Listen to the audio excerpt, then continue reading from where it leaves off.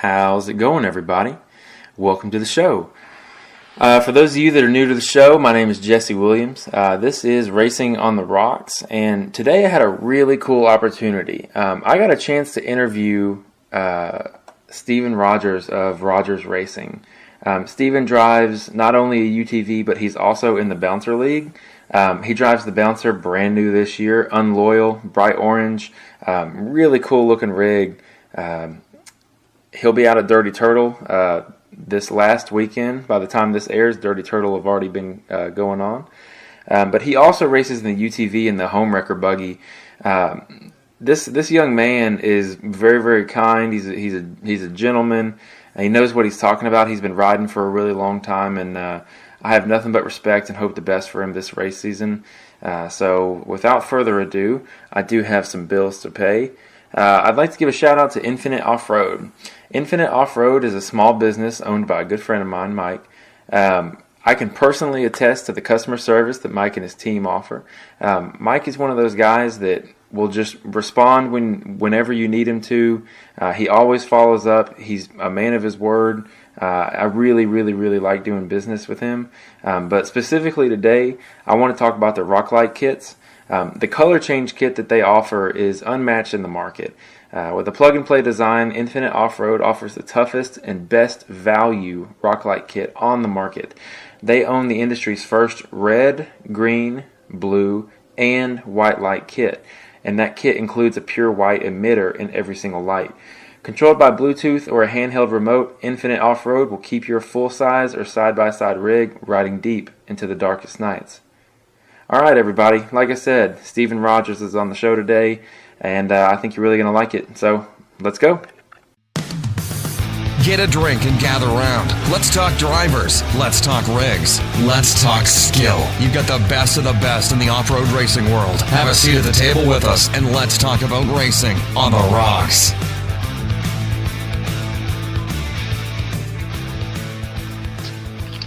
So, Steven, how you doing? Good. How are you, Jesse? I'm doing really good. It's really a good chance to get to talk to you. You have actually been one of the people I've had my eye on for some time now, just because, we'll get into it later, but you have some of the most interesting rigs out there, and I'm extremely biased because I'm from Tennessee, and bright orange just so happens to be my favorite color. Totally unrelated to UT, but we'll just say it all goes together. But let's get started with you. Where are you from? Where's your team based out of? It's a small town just north of Chattanooga, Tennessee. It's Dunlap, Tennessee. Okay. It's actually where they used to do the We Rock racing in Dayton, Tennessee. Yeah, that's awesome. I have relatives out in Chattanooga, so I'm pretty familiar with that area. How close are you guys to Adventure Off-Road Park? 30 minutes, 30 minutes. Man, that must be nice to have something that close. Yes. But, so, tell us a little bit more about you. What do you do during the day? What are you up to? What do you have going on in life right now? Well, Monday through Friday, I normally go to school. I'm a junior, 11th grade. Besides that, whenever I get home, it depends if something's broke on any of the machines. I normally try to work to fix on those. But if not, just basic race prep, bulk check, wash them, load it up, and normally if I'm not doing that, I normally watch videos. Yeah, absolutely. So let's go ahead and just dive into it. How did you get started in off-roading in general? Well, my dad, where we live, there's just a bunch of land and mountains all around us, so we used to ride like old cab trucks and four-wheelers a long time ago. And then whenever the first UTVs came out, like the Rhino 700, I forget what it's called, but we had one of those, and then the RZRs came out. So we bought a 2014 900 XP RZR, and we had it for probably for about 3 years.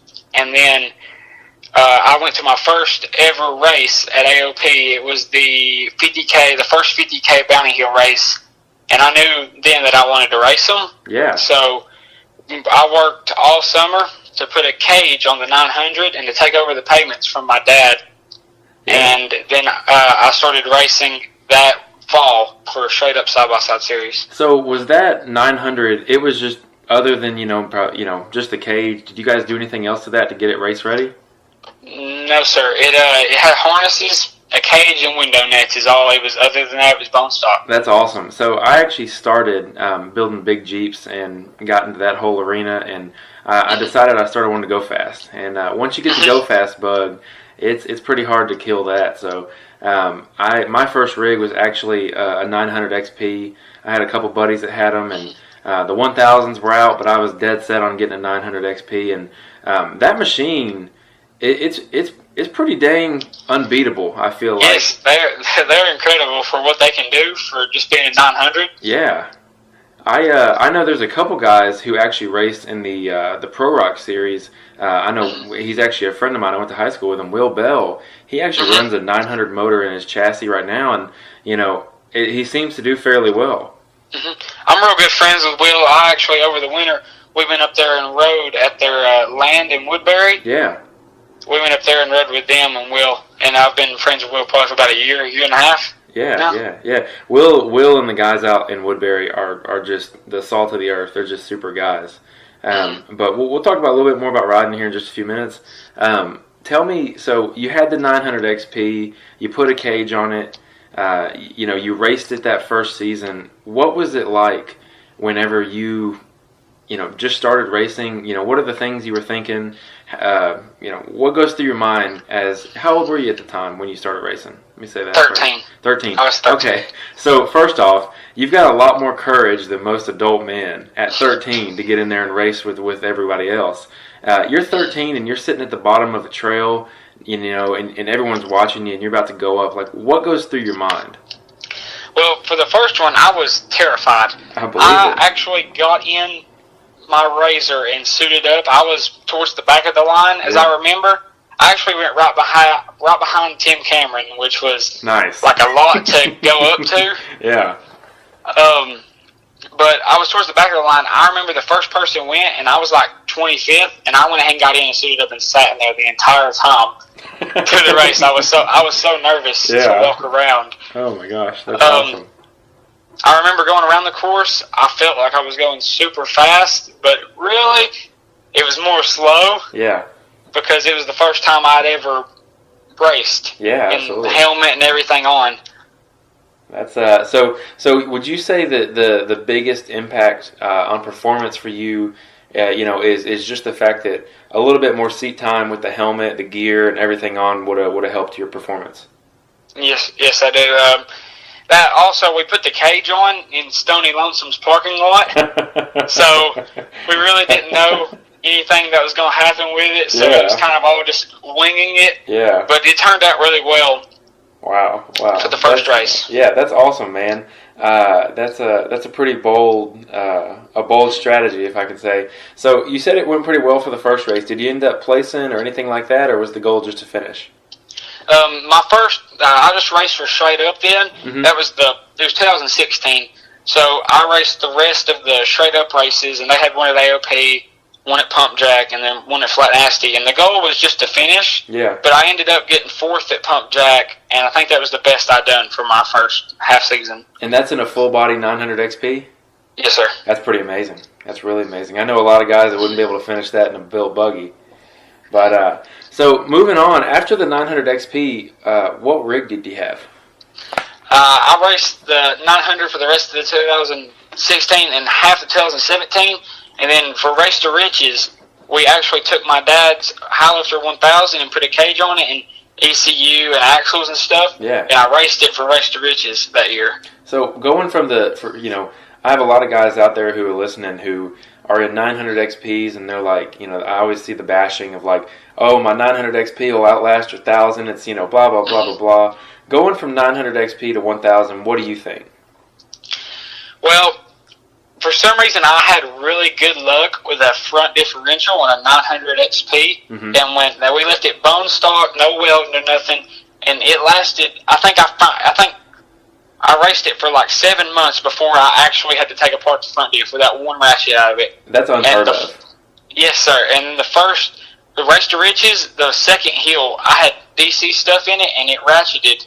And it never really broke, but it just the front diff on a 1000 always ratchets. Yeah. But other than that, just the difference in axle size and all the different sizes. It's like the 1000 to a turbo, they went even larger with sizes of stuff. So it's different working on them and different judging how much, like the S's are 72 inches wide, which is got to be insane to drive. Yeah, I don't know. It makes me think like the parks get wider and wider. All the parks that were wide enough for a four-wheeler are now wide enough for 1,000, and I think that we'll see the slow progression of parks just getting more and more widened out and rutted out by the 72 inches. Mm-hmm. So you raced that 1,000. How long did you end up racing that for? Just the end of the year there, we raced to Richie's. I went back in my 900 for the 4-wide knockout championship for Pro Rock, and then I raced it at Dirty Turtles Blue Bash. Okay. And that was all I raced of it. Yeah, so how did you end up, and that finished your 2017 season, is that correct? Yes. So how did you end up finishing in the 2017 series? It wasn't. We didn't run SRS, but that year we started out as straight up side-by-side series being our main series. Yeah. And I was sitting in third for points in the 900 class until the series got shut down. So we didn't get to finish it out with a championship, but I was sitting in third. Yeah. And I finished fifth in the World Championship knockout in the 900 also. Yeah. And we didn't run any points that year, so that was what we had going. Yeah, I remember seeing. If I'm not mistaken, I remember seeing you guys do the knockout racing a couple of different times.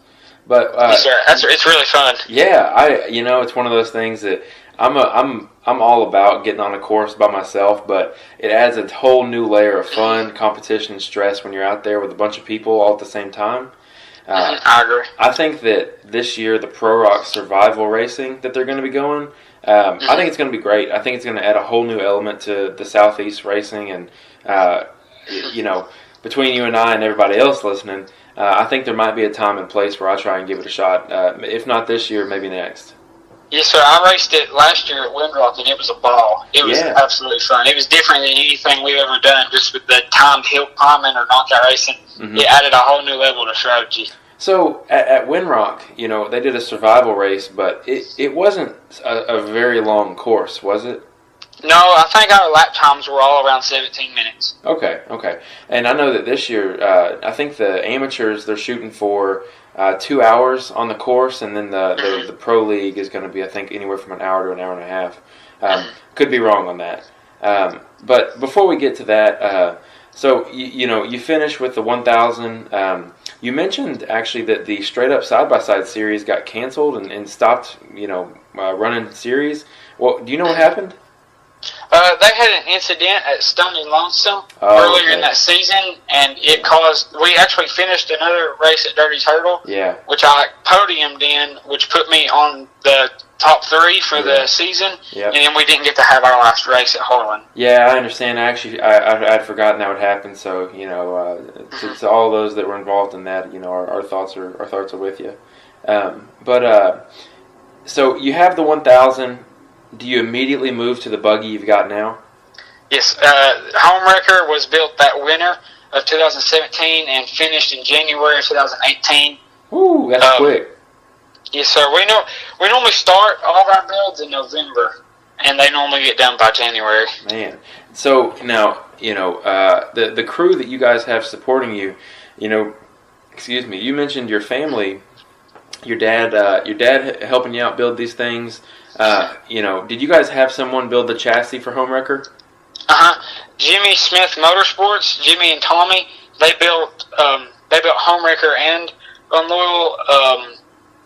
Homewrecker was the first single seat race RZR Buggy that he had done. We had him do custom shocks, the Radflow custom bouncer shocks on a RZR. Yeah. And a bunch of other things that he had never done before on a RZR. So it was a learning experience for both of us. So I'm looking at a picture of Homewrecker right now. I've got your Instagram pulled up. The first thing you notice, obviously, is that the Jimmy Smith RZR Buggies, they have the same, like, not in a negative way, they have the same design. And it's a very iconic look with it's like, it looks so futuristic, honestly. It looks like you're riding in a spaceship.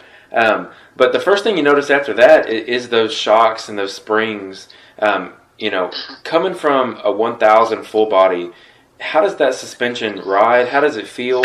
Talk a little bit about that if you don't mind. Well, it took us a minute to get them because they are a lot bigger than RZR shocks, but you still have to put them at stock RZR geometry to get axles to work with them. So after we got the spring weights and everything dialed in, after the first race, by the second race, we had them pretty well dialed in, and it could take like way more of a load than the 1000. You hit something with the stock 1000 Walker Evans shocks, just like a foot lip up, and it would throw the front end up in the air, and then the back end would follow. With Homewrecker, you could hit it going like 20, you hit it slow, 20 miles an hour, and it still barely pop up, or 50, and it just glide right over it. So it was a huge difference. Yeah, absolutely. It sounds like it. Would you say that that's the, for someone who has a full body and they want a better ride out of their rig, is that something that you would recommend to people?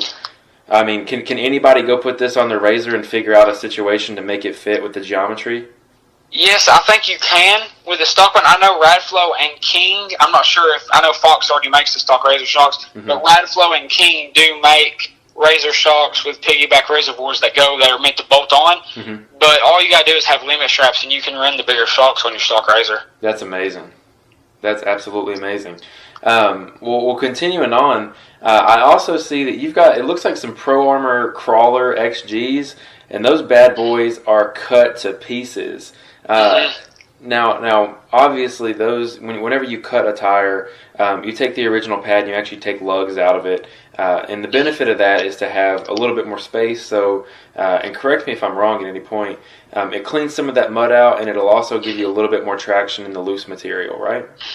That's exactly why we cut those, to make sure they dig better on the windrock hills. Is why we cut them. Yeah. I'll tell you, they look nasty. They're just some sharp looking tires.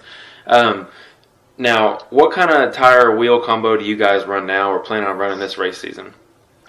I bought some 32-inch Blackwaters. I really like 32s. I had to run my friend Zach Leiter's RZR Buggy. He had 30s on it in the middle of the season last year, and I think I popped 2 of the tires because I'm so used to having the 32s and being able to go over everything. Yeah. And with the 30s, it was a whole different experience. Yeah. But we're running 32-inch Blackwaters and 32-inch Rocktanes for a backup with 32-inch Journeys as our alternate. Yeah. But I run all Raceline wheels with them, V-Lock wheels. Gotcha. So, between all those tires, I know they're all a little different.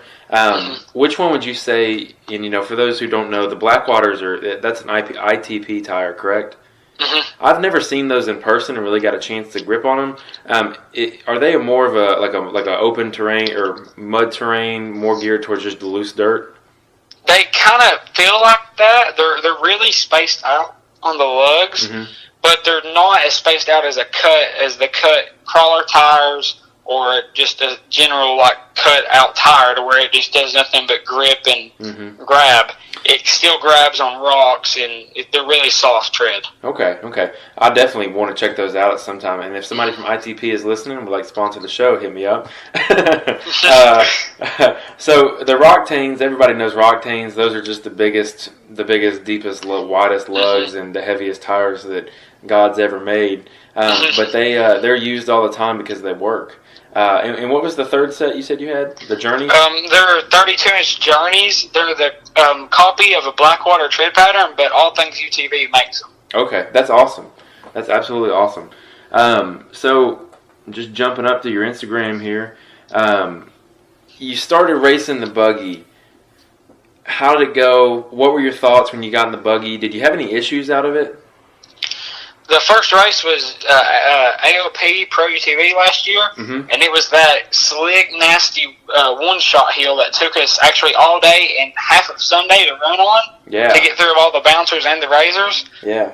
And it was pouring rain, and I really hadn't drove it, but on the trailer and off the trailer, I got to the very top of the hill, and the front, it's a stock diff. Everything else was built with RCVs and everything at the time, and it was just a poor stock diff, because we didn't have time to get to that before the first race. Yeah. And I got to the very top over the last ledge, and it jumped up in the air, and it broke the diff, and I was unable to get off the top. Ooh, and because I know I actually watched that race, and there was some serious breakage. That hill was no joke. It's a nasty one. It's really bad on parts. Yeah. Now Wesley Gatlin actually ended up winning that race. Is that correct? Yes, sir. I believe so. Yeah, because I remember watching, and that was he's got a sharp buggy as well. It's very simple, very clean. But going on back to you, Busted Knuckle Off-Road Park. You had a big climb there. You got some cool shots from that. For those who haven't been to Busted Knuckle, if I'm not mistaken, is it still in existence or no? No, Matt and them sold it, but it was my favorite park. It's only about 45, 50 minutes away, and it was my favorite park to go to. What made it so good? I went there for RBD. My first SRS race was there. When I first got my trail bouncer back in the summer, I took it there right away. It had dirt hills, long dirt hills. It had a ton of playgrounds. And if you wanted to hit rocks, they had Slick Rock Falls, which you could play on and beat down on all day if you wanted to. Yeah, that's awesome. So, jump to this year, and I did see that you came out to Woodbury and you rode with those guys. What did you think of Woodbury? It's really cool. It's one of my favorite places. It's private land to ride, probably my most favorite. Yep. It was raining and wet, and they said that's how it always is. So most of it was muddy calms, which made it a lot more fun and harder to calm. Absolutely. So let me ask you this. I've been out there, and Woodbury is just a lot of long, steep hills, very loose dirt, and by the looks of it, I think you went out there when it was fall season, so it was just leaves on top of the ground too. For those listening, what is the trick to getting up a hill when it's just loose dirt, it's leaves, and some of those hills that they have out there, they've got turns halfway up and turns right at the top, and from a driver's perspective on skill, how do you drive that? Normally, you want to try to hit something with momentum. Momentum always works when it's loose, and especially when it's muddy and slick with leaves. So momentum is always a good key. But when it has a turn in it, like some of them, a good thing to do is to not let out when you turn. So kind of plan for it when you're at the bottom, and make sure you kind of land where you need to be when you get up there to the turn, and just keep a consistent, not really stabbing, but a consistent throttle out. And I think that's probably the best way to climb a loose, muddy hill. So what would you say, after you've had your race experience, what was the scariest hill you've ever climbed? I don't really know about scariest hill. Fable Hill at Bikini Bottoms for the championship. Yeah. At the end of this year for SRS. Yeah. That was probably the scariest of flipping down. Yeah. Because of it being solid concrete. Sure. No, I think only Dan flipped down it at the bottom, but he was at the bottom, so it wasn't that bad. But that was probably the worst. I did flip at the one at Windrock, and it hurt me. But other than that, I don't think no hills ever really scared me by looking at it. Yeah. Well, when I say scared, I mean, sometimes when we go out trail riding, we'll find a hill and you'll sit at the bottom of it, and you kind of think about it. You're like, man, why am I doing Better this? not do that. Yeah. But sometimes and somehow you always end up hitting it. So, talk about Fable Hill, talk about the championships last year, because I personally wasn't there, and I got to actually watch them all on the live stream. They had a series of what looked like really steep, loose dirt, and then they had Fable Hill. And for those who don't know, Fable Hill is and correct me again if I'm wrong, it's a man-made replicant of Cable Hill at Grey Rock, and they brought in I don't know if it's engineers or I'm at the loss for words, like a surveyor, and they totally replicated it, and it looks nasty. It was rough. It was definitely rough being on the concrete and smacking against the concrete walls. They don't forgive it all. Yeah. How was the big dirt hills on there? I don't really know if it's sand or if it's just like dust that settled down. But when you stand in some of that dirt at the bottom of those hills or on the side of those hills, your foot just sinks through it at all. Even when it's dry and not muddy, your foot just sinks to the bottom of it. So, a lot of it was like momentum and just kind of landing up there and not being too happy, because we aren't really timed on those. All you got to do is climb them to advance. Right. Once you get on, like on up into the number of hills after the first one, all you have to do is climb them. So just keeping it like momentum up it and make sure you don't get stuck in the middle of it and have to back up, and that could possibly like wear down an item or part and break it. Yeah, absolutely. I know, the worst thing I feel like is getting stuck right at the top of a hill and having to back down. There's nothing worse. And I actually had a RZR Buggy, and I know that whenever you look backwards, it looks like your radiator is mounted right behind your head, and that's the exact way mine was. You can't see anything. Nope. So, you're looking off to the side, I'm sure, and you're just like hoping that someone's telling you the right way to go. My plan was to put side mirrors on the RZR Buggy and the bouncer, but I figured they'd probably get broke off. Yeah. So I haven't committed to doing that yet, but it's definitely really hard to see when you're like in the helmet Hans and everything, and you can't turn your head that much. Yeah, I would imagine so. But just continuing on, you said you were at the championships last year. Where did you place at the championships? I won the Bounty Series race, that last race, which was the 5th one for our season, and I won that one. That's amazing. And I got 3rd overall in the championship. Yeah, I'm actually looking on you on Southern Rock Racing's Instagram, and there's a good picture of you up there, and you got a 1st place and a 3rd place for the day, so that's pretty cool. Just looking around, so where are these sand pits of this famous video? Where are those at? They're in Camden, Tennessee, which is like 5 miles away from Paris, Tennessee, where ORB is. Yeah. So that's where they are. They're just down a gravel road. You just duck off the highway down a gravel road, kind of like Woodbury, and then you're there. So I've never been there, but if anyone hasn't seen it yet, it's Mad Ram has it. I feel like it's all over Instagram. A lot of the UTV pages had it for a really long time. And if not, Rogers.racing, that's Steven's page. He's got the video of it, but it's basically you hitting a straight up wall. How fast were you going? I'm not sure. I didn't really look down during it. I'd say 40, 50. I would say, yeah, you were definitely in the 40s. About 40 miles an hour, you hit this, it's basically a sand ramp straight into a wall, and you shot probably, how tall, how high in the air would you say you were? I'm not sure. We couldn't climb up to the ledge on our feet. We would sink down in the sand, and it was so straight up and down we couldn't get up to the ledge by walking. So it was pretty high. Yeah, and the fact of the matter is, you hit the wall, and it ejected you backwards and spun you around. So when you're in the air, and very obviously you feel it hit the straight up wall. When you start pushing back off the wall and turning around, what's going through your mind? Well, that one was a little different than anything I've done. I've done a backflip actually back in May at Mine Made for Pro Rock, but a full backflip and landed it, but then stopped the gas and rolled over again.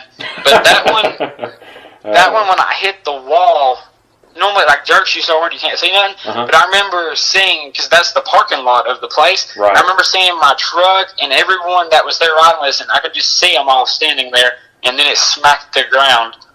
Man, and that's all I remember of it jerking down. It was just kind of a blur of sky. Did you? So when you smashed the ground, were you okay? That's awesome. The sand is really forgiving. Like, it didn't hurt me at all. I was fine. That's amazing. Did the rig make it out okay? Yes, it did. It didn't harm a single thing. All we had to do was blow the sand out of the radiator fan. That's incredible. That's absolutely incredible. Like I said, for those who haven't watched it, it's on Instagram, YouTube, it's everywhere, and it's definitely worth looking up because it's pretty insane. Especially you said you're 16, correct? Yes, sir. For being 16, man, you got some stones. I'm going to tell you that right now. But before we move on, I do want to wrap up your UTV. What's the plan for this year? Where are you guys going to be? Where can people come watch you race your UTV? Well, once again, we're going to be running all of the SRS Cup Series races. Mm-hmm. So all of those, I'm going to be running all of the SRS Bounty races once again, like we did last year. Mm-hmm. We're going to be running every Pro Rock and Pro UTV race besides Rush Anniversary Bash. And we will be at 2 of the Outlaw races, the Dirty Turtle and Hot Pride race. Okay. You're racing this weekend, right? Yes, sir. All right. Dirty Turtle. Yep, that's this weekend. That's really exciting. So by the time this podcast goes up, you will have already completed the race, and hopefully, whenever we post this, you can tell us you got a podium spot, and we can help spread the good news. But one more thing I wanted to ask actually was the buggy that it sits right now. How it sits. Is there anything that you'd like to change? There's a thing in the front, like a lot of builders do, and we didn't think about it when we built it and designed it. But the floorboard actually ramps up, so it limits the amount of buggy that's actually on the ground when you hit like a ledge or something and it scrapes the ground. It only puts the centerpiece where the drive shaft is on the ground, so it limits you getting stuck. Yeah. And I wish we could have done that and thought about that. But other than that, I really have no complaints with it. It's a lot different than a regular RZR with the shocks and all the steering and everything. Yeah, absolutely. And not to gloss it over, but you raced last weekend in Texas, right? Yes, sir. How did that go for you on the UTV side? Pretty good. I'm pretty sure I got 7th overall, which wasn't that bad. I was hoping for a little better. But on the first course, I got overconfident, and I tried to, the first, a little hump, I jumped all the rocks, and I landed, and I just landed in the gas, and I tried to jump the second pile of rocks, and when I landed directly into a tree. So I had to back up there, which cost me a few seconds, but the rest of the course went smoothly. Then on the second course, I got 4th, I think, overall, just on the second course. When it was all just a one shot, it was a pretty good time on it. Well, good, man. So for those who don't know, that was the Central Rock Racing Series, and that was in Bridgeport, Texas. So I did have a comment about that. I tuned in to watch a little bit of that live stream, and I was trying to think to myself, I always think that you guys should be hill climbing. What do you guys feel, or how do you feel when you pull up and the UTV course is, from the camera, it looked like a flat, short course with a couple of humps in there. Does that sound better to you? Does that sound worse? Do you like running that kind of track? Well, that's kind of why COD does the bounty for more, like a full body. Sometimes a full body can outdo a buggy on some of the Cup Series courses. It just depends. But a lot of the times, Clyde always has a pretty good course in there. It's a pretty technical course, but it always has some kind of big hill, like big main hill in it that centralizes everyone around. So that's normally what we have running. Texas is just kind of more like a rock garden, and it's just how fast we can get to the rocks and back to the finish line. Well, it has been for the past 2 years I've went down there. Okay, all right. Well, that sounds good, man. Again, 7th place is awesome, and I hope that success in the UTV world continues for you. But next, we're going to jump to the big leagues. We're going to jump to the bouncers. So Steven's actually one of the few people that races not only UTVs in the SRRS, but he also races the full-size bouncers. And this bouncer that you have is a basically more blown-up version of Homewrecker. For those who've seen Homewrecker, it's called Unloyal, and man, does it catch some eyes. Did you guys build this year? Yes, sir. Over the winter, I think it took Jimmy about 5 weeks to build it. It took a week at powder, then it took him 4 days to put it back together. Ooh. So it was pretty good time. Yeah, absolutely. The fact he could throw together that chassis in such a short period of time, that's just a testament to someone who knows what they're doing, because, there's actually a video of you running the course in Texas on your Instagram. There's a YouTube link, and I went and watched it, and just to see just the fabrication up on the front end is just amazing. And then you look at the pictures in the back end and how well everything is designed. It's truly a work of art more than anything else. I agree. So what works about the buggy? How do you feel about it? Talk to me a little bit about it. So far, I've only drove it 2 times. I took it to Jake Berkey to get the shocks tuned the weekend before, so 2 weeks ago. to make sure the shocks were dialed in for Texas. We got as much done as we could on them. But so the shocks are good. I feel like they're good. Just need me to go faster with it and get more used to it. Mm-hmm. I feel like the steering's good. It don't feel outweighted or nothing, so it doesn't like it didn't when it jumped up in the air. It didn't throw one side down or the other side down. It all felt good. The only thing that I think that I will be able to want to change on it is tree kickers. I wish I would have put tree kickers on it. Yeah, I do see that there's a lot of open space between that back body panel and the tire. I probably will be adding those before the season's over if I clip too many trees at the back tire. Yeah, man, it's definitely something to look forward to. So I'm just looking at it, before we get too far into it, actually, going from side by side to buggy. These are like driving two different animals, I'd imagine. Can you talk about the differences and what it's like? Because you guys race UTV on Friday, and then immediately following Saturday, you're in the buggy. Is there a process of like transitioning you have to do? I think so. I've only done it three times with the RZR Buggy, and then swapping to the Bouncer, 3 different races. So it's kind of like going from like the 900, then just jumping in a turbo. Because the way you steer, it's got the hydraulic steering. I mean, home record, once I get up to speed, I can steer it pretty easily. But with the Bouncer, I can sit there and do it with my pinky and turn the wheel lock to lock with like half a turn. Yeah, that's amazing. So that's different. The huge tires, and like it's just not like in home wrecker. If you can go 80 miles an hour in high without even like thinking about it. In the Bouncer, if you're going 80 miles an hour, you're doing really well with really high gears. Yeah. But it would be the engine would be singing if you're doing that in a Bouncer. Yeah. So you just gotta judge everything differently in the rock Bouncer than in the UTV buggy. So when you say you have to judge everything differently, I mean, obviously the RZR Buggy has a complete independent suspension on all 4 corners. The buggy has solid axles front and rear. How does it drive different? How does it feel whenever you get in there? And is it a big difference? Yes, sir.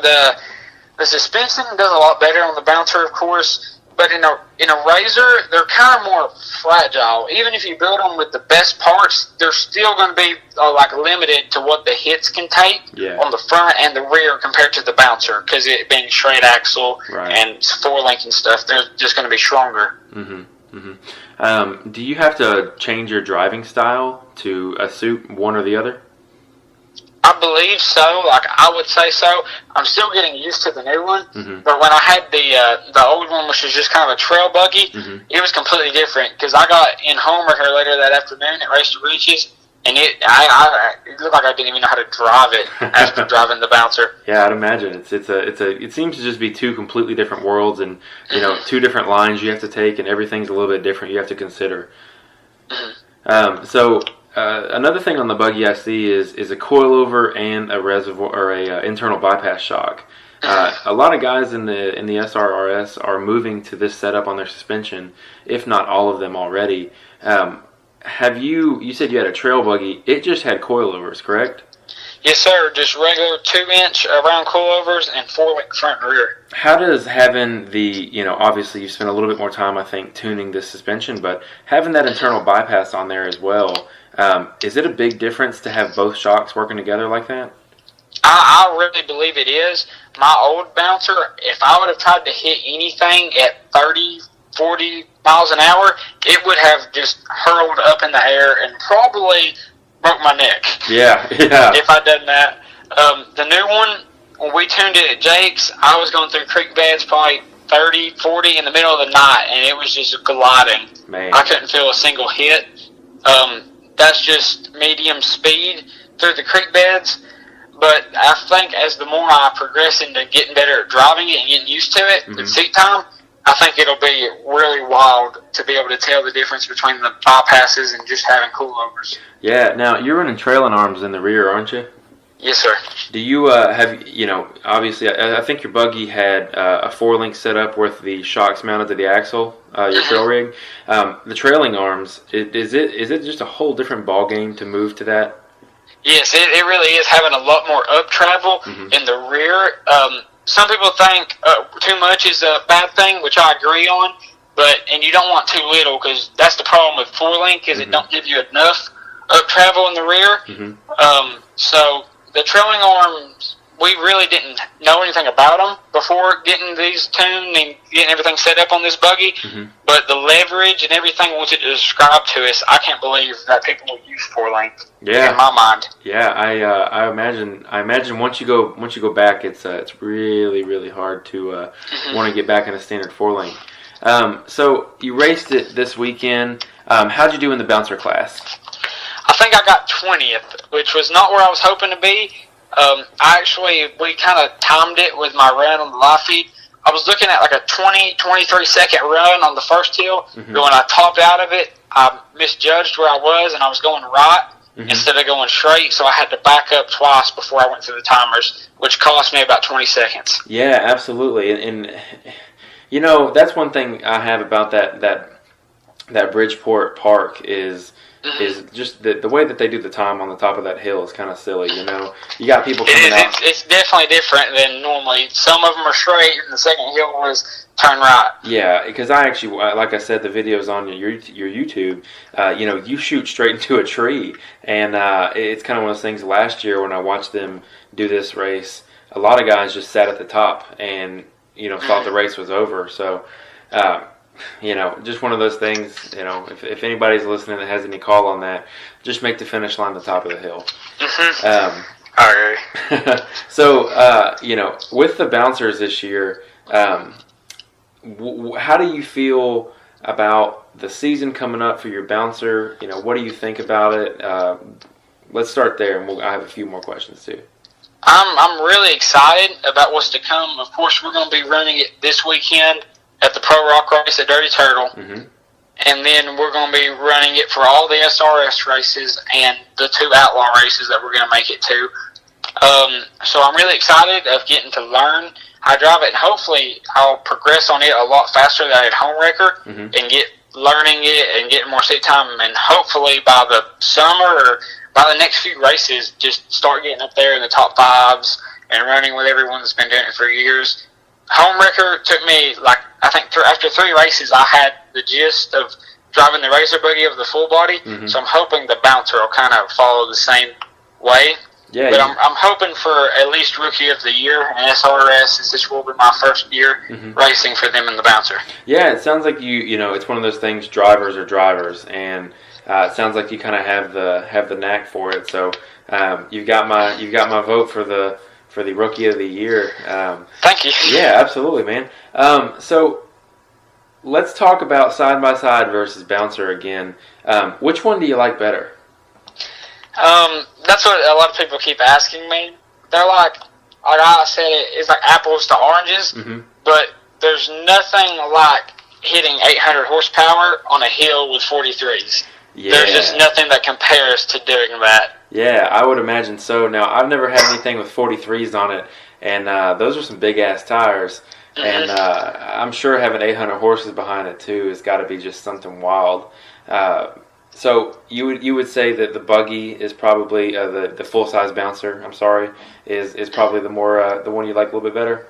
Yeah, I think it would be. There's nothing that compares to driving it over anything I've ever driven. Okay. Well, cool, man. That's pretty much all I had questions for you about the race season. Did you want to talk any more about what you have going on this year, the buggies, the RZR, anything like that? Because I got a few more things for you about trail riding and stuff, but that's pretty much it on the race stuff. I think that's all. We're just planning on having a good season. I'm looking forward to, at the end of UTVs, come up with some top 3s in the Cup Championship and the Bounty Championship again. Hopefully win the Bounty Championship. I'm hoping they do another 4-wide knockout. Yeah, and absolutely. Get top 3 in that with UTVs. I've got top 5. I got top 5 the first one I done, and then I got 3rd last year during it in the full body. Yeah, absolutely, man. I would love to watch those knockout races. Now, they're definitely a blast. Let me ask you this: what do you think of the knockout bouncer races on the trails, like at AOP and things like that? I actually went to that first race they done, the knockout race down there for the bouncers, and it looked rough on parts, but I think for 2 wide, that was probably a really good hill. I don't believe that 4 wide should be on a rocky hill like that. I think it's too much. Right. And it would be a lot of recovery, even if it went smoothly and everyone made it out the top. That's still a lot of rocks and a lot of possibilities for people to flip trying to race 4 wide. Because when you look over and you see someone right beside you, it makes you want to go faster. Yeah, absolutely. Even if you can't tell how fast you're going. Yeah, I mean, if I see someone right next to me and we're just riding down the trail, the first thing I'm going to do is just step in it and just see how fast I'm going to be going. But, there's actually an Ultra 4 race coming to AOP. Do you guys have any interest and are you guys going to be there and look into any of that? We're probably not. I believe we have a SRS race at Bikini Bottoms that weekend. I was wanting to go because they released their schedule a while ago, but then they scheduled that race. Since the AOP was so close to home, I was looking forward to getting to see all the big cars finally come this far east. Yeah, absolutely. I plan on being out there. For any listeners, I'll be at the Adventure Off-Road Park Ultra 4 race. I believe that's April... I'm not 12th, sure. April I believe 12th. So. Okay, April 12th. Perfect. I'm glad I got my calendar guy here with me. But just to go back to it, do you guys trail ride anymore? You do a lot of racing. Do you miss trail riding? Trail riding is more like it's a lot of good practice. Normally, when we go out trail riding, it's just hitting hills and kind of feeling what the buggy does. We have a lot of land behind our house, which I practice on and everything. But we go to over the off season. I like to go trail riding in Homewrecker a lot. I've done it probably 5 or 6 times over the off season. Yeah, and had a blast. Yeah. So that leads me to my next question. Where is your favorite place to go riding, hands down? I would say for just trail riding is Windrock because the way it's set up and just how many trails and different varieties they have. Yeah, absolutely. So a little background on me. I have a crew that we go out to Windrock probably 2 or 3 times a year, and we'll ride about 6 or 7 hours in one direction, and then we'll turn around and ride it back. And we've rode Brimstone, Royal Blue, Windrock, all of it, and I would definitely agree with you. Some of the sights that you can see out there, just the trails that are out there, are amazing. Have you ever run up on anything cool at Windrock? We went to the prison before, and of course went to the Overlook and the windmills every time I go. Right. But I've heard about the train, and we've never actually got to make it out there before. Yeah, so we saw the train the first time we went out there. The prison that he's referring to is the Brushy Mountain State Penitentiary, which is where the gentleman who, or I won't say gentleman, the man who assassinated Martin Luther King was held because at the time it was the highest, most maximum security prison in Tennessee. And for those who have seen it, it's pretty low security. It's pretty cool. Yeah, the way it's amazing. In the hills. Yeah, absolutely. They built this prison in the bottom of some hills and put some huge fence around it. But now they've actually left a lot of the original buildings. The original jail cells are there, and they've turned it into a distillery. So that's always cool. But the trains are really neat. If you ever get a chance to make it over to the Brimstone side of things, I didn't ride from Windrock to Brimstone, but I have. I think back in 2015, with Camp Racer, we went up to Brimstone and rode a little bit. Yeah. Have you ever seen the Eternal Flame? No, sir. We didn't get to ride much. It was mainly nighttime we rode because of Camp Racer doing all their events during the day. Yeah. It's always a good thing to see for those listening. Eternal Flame, Google it. It's a crack in the earth, and it's just got fire coming out of it. So that's pretty cool. That sounds cool. Yeah, man. It's amazing because we had actually been looking for it all day long. It had been raining. I was actually in my RZR Buggy, and I'd been in it for this point about 6 hours. And, RZR Buggies... let me start here. My suspension wasn't tuned. I was running on a factory 1000, and my RZR Buggy was it was not awesome to be in for a really long time. So we actually forded a little river and stumbled upon the Eternal Flame, and it's pretty amazing. I don't know if you're supposed to put it out, but we'll just air quotes, it went out, and it lights right back up immediately after. So that's cool. Yeah, it was really amazing just to see that it just goes all the time. But so you said Windrock as your favorite place to ride. Where, if you're racing, where's your least favorite place to go ride? If they say, hey, we're having a race here, where do you go that you're just like, man, I don't want to come back here? It's really bad to say this because I like all parks. Normally, all parks are good. They all have their different, they're all different. Mm-hmm. But for hill climbing, my worst luck is Dirty Turtle. I have horrible luck with the hill beside Bobby's Hill. I have horrible luck with it. I can't do it. And for those who missed it earlier, where's your race this weekend, Stephen? Dirty Turtle. Dirty Turtle. So how do you feel about it? How do you feel about it going into it this weekend? Because you're actually going to race are you guys racing Friday or Saturday? Saturday. Tomorrow night they're going to do qualifying for survival. Okay. So how you feel going into it? You feel like you got the upper hand this year? I'm hoping so. I've upgraded a few things that normally break right there whenever I get to the bottom of the hill, the same hill we always run. Mm-hmm. So I'm hoping that, and it's actually calling for dry weather. And this will be the second time out of 3 years I've been to Dirty Turtle when it's been dry. Yeah, no joke. Every time anyone goes there, I feel like it's just a sloppy mess. Mm-hmm. But that's awesome, man. I know I've actually spoken to 5 or 6 drivers now, and everyone will be out there, and I'm excited to see how the results are going to end up. But let me ask you this: have you ever been out west to go ride? No, we were planning on making it out to King of Hammers this year for the shootout. Yeah. But the bouncer didn't get back from Powder in time. Yeah, that makes sense, and I think it'd be pretty awesome if you went out there in your side by side though.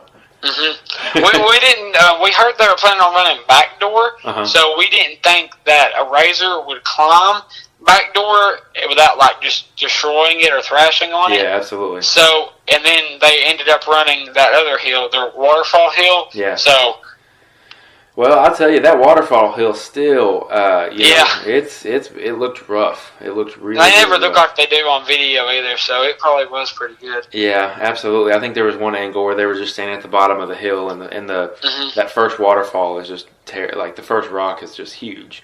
Mm-hmm. So. I always like this part. Who's your favorite bouncer driver other than yourself? Favorite, I would say probably Bubba Bacon or Tim Cameron. Okay, so I always get Tim. Why Bubba? When I was a kid and stuff, little, probably about 5 or 6. Mm-hmm. Up here on this land beside my house, the Bacons and Randall Key and everyone used to come up and ride in their old trail bouncers. Yeah. And they probably don't remember it, but they would ride around and climb all these hills in the old bouncers. And it was amazing to see what they could do in the old ones with just coilovers and propane and all of the old stuff. And Bubba's been in Cleveland, Tennessee, is really 25 minutes from my house, so East Tennessee and everything. Yeah, that's awesome, man. Do you have a favorite side-by-side driver? Obviously, Tim's a side-by-side driver too, but anyone else? I have a lot of friends that do it. Mm-hmm. I like a lot of their buggies, so it's really hard to pick on side-by-sides because I've been doing it for so long. Right. Yeah, it's just one of my favorite buggies that's ever been built has Jay Shaw's old blue buggy that Pruitt built. That was my favorite RZR buggy. Yeah, that's awesome. That's really cool. I'm actually planning on having or reaching out to Jay here pretty soon to get him on the show. But let me think. Last question, and I always do it just to see if there's ever any competition. Is there any one person out there that you want to beat this season? Will Stewart. You want to beat Will Stewart. What makes you say that? Me and him kind of have a feud going on with each other, just friendly competition, and it's just to go.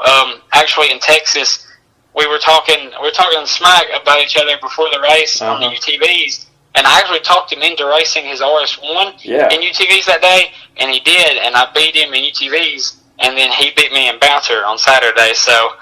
Yeah, I actually got my cage from Will, and he's a super dude, and He's a really good guy, but I'll definitely tell you, in the Yes, bouncer sir. league, you got your work cut out for you on that one. I know. I'm gonna have to put it into overtime to get the postal down. Yeah, absolutely. So, excuse me. Do you have any sponsors or anything like that you want to give a shout out to while you're out here? Yes, sir. Jimmy Smith. They help us with all our chassis. They do them in a really quick time.